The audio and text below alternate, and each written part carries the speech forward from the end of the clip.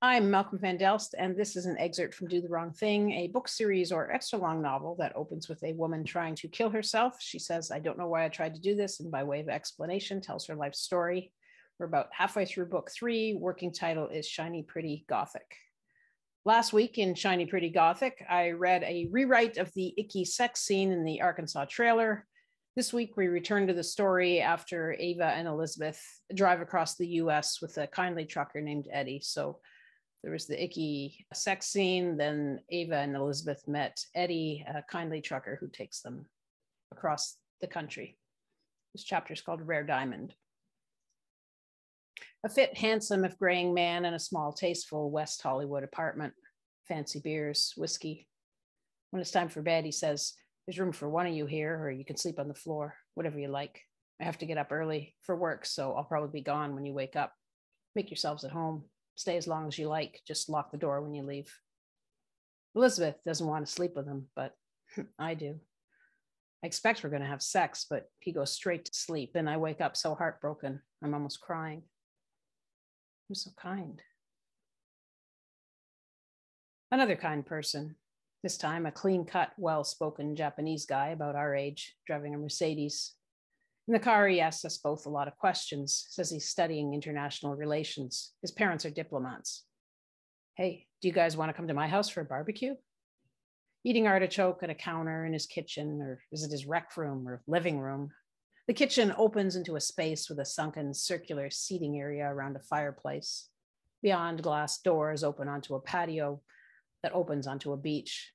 The smell of barbecue salmon wafts in. Civilized people at home. I mean, they all act like they live here, but not in a taking advantage kind of way. They converse lightly, sip sake, whiskey, beer, and smile congenially. It's like an earthbound version of the never-ending cocktail party I imagine heaven to be. People dress in casual, conservative, pastel-colored shorts and tops instead of white gowns, and they're human, of course, not angels. Confident, happy, unconcerned with impressing others, getting attention. The beautiful Japanese girl with the perfect posture and manners, for example, smiles warmly and with interest to a girl on her left, crosses her legs, then turns to give the same attention to the guy on her right, the female equivalent of our host. Elisabeth and I pull the leaves off the artichoke, dip them in melted butter, and suck out the soft centers as Naoki, that's the guy's name, demonstrated. He comes back with sake for us and salmon. Elisabeth likes it here. She's perked up. I assume Naki's other guests are the sons and daughters of diplomats or high-ranking government officials, academics maybe. I can never repay this generosity. They would not enjoy homemade spaghetti and large bottles of 50.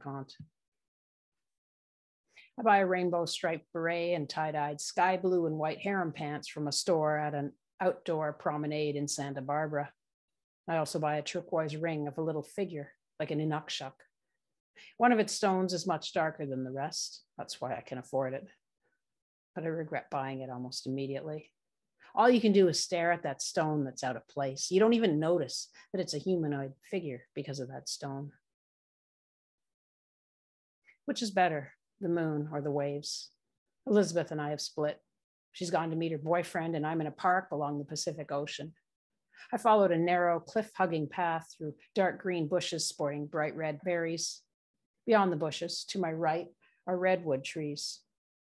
To the left, in places where the bush is thin, I can see the ocean.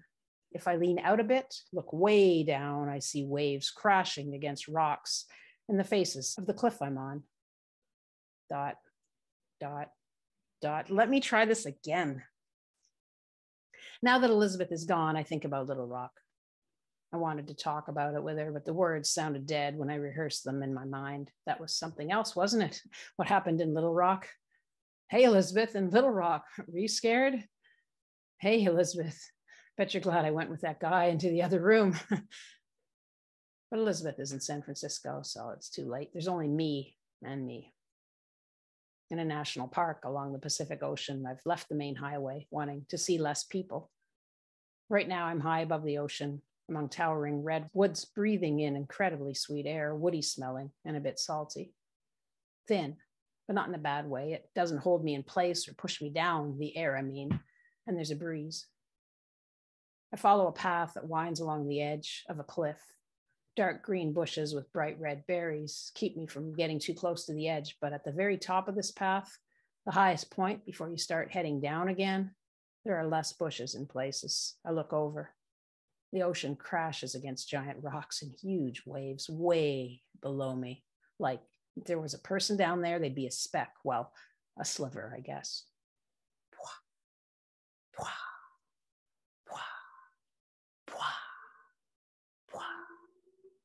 I'm going to sleep here tonight, I decide.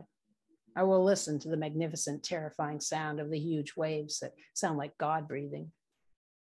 For now, I continue on. The path loops down to the point where I started up in a clearing among the trees. Oh, a bunch of Boy Scouts. Wait, they can't be Boy Scouts. They're almost my age. Maybe they're a Christian group. They're so fresh-faced, setting up tents in the clearing. One looks up and sees me. Hi, he calls. Hi. They all stop what they're doing and look up. Beautiful spot, says the boy. Have you been up the path yet? He motions to the start of the path I've just looped around. I nod. I'm going back up to sleep at the top of the cliff. They all look at each other. We'll protect you, says another boy. We won't let anyone up. I'm touched. I hadn't thought it would be dangerous, and now I feel a bit scared, like my world just lost a bit of its foundation. Why would these nice boys think I needed to be protected? The night is, well, there's a full silver moon in a clear sky. I can see the white of the waves cresting on the ocean and the trees and the bushes as if in some argentate retouched black and white photo, slightly green, but mainly dark gray, everything covered with a muted silvery shine.